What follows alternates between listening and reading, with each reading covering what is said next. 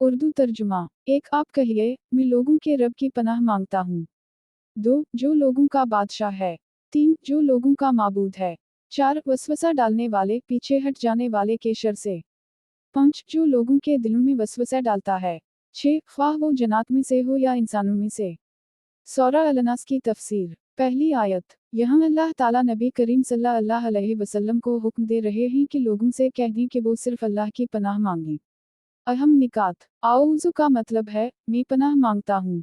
रब्बुन्नास यानी इंसानों का पालने वाला, परवरिश करने वाला और हिफाजत करने वाला। इस आयत में इंसान को ये सबक दिया गया है कि हर खौफ, परेशानी, वसवसे और शर से बचने के लिए असल सहारा सिर्फ अल्लाह ताला है। दूसरी आयत। यानी अल्लाह तमाम इंसानों का हकीकी बादशाह है। दुनिया के बादशाह महदूद इख्तियार रखते हैं, मगर अल्लाह ताला पूरी कायनात का मुकम्मल इख्तियार रखने वाला है। वही इज्जत देता है, वही जिल्लत देता है, और हर चीज़ उसी के हुक्म से होती है। ये आयत इंसान के दिल में अल्लाह की अज़मत और इक़्तिदार पैदा करती है। तीसरी आयत। यानी अल्लाह ही इंसानों का सच्चा माबूद है। इबादत सिर्फ अल्लाह की होनी चाहिए। दुआ, उम्मीद, खौफ और भरोसा सिर्फ उसी पर होना चाहिए।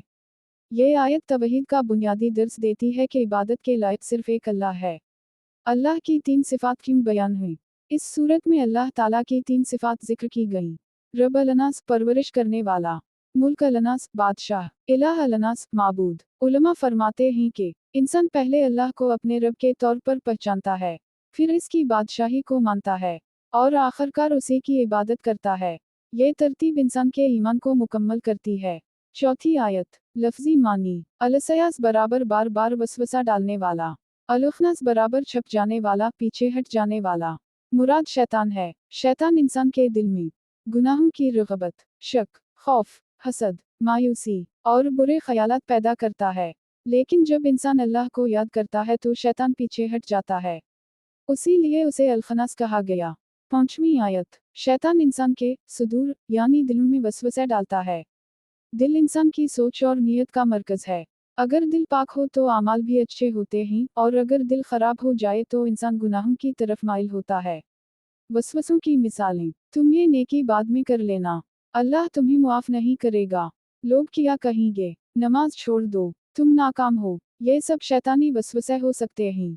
छठी आयत। यानी वसवसे डालने वाले सिर्फ जन्नात ही नहीं होते बल्कि बाज़ इंसान भी दूसरों को बुराई की तरफ ले जाते हैं। इंसानी शयातीन की मिसालें। बुराई की दावत देने वाले दोस्त, गुनाह पर अभारने वाले लोग, दीन से दूर करने वाले अफराद, फहाशी और बेहयाई फैलाने वाले। लिहाजा इंसान को जन्नात और बुरे इंसानों दोनों से बचने की ज़रूरत है।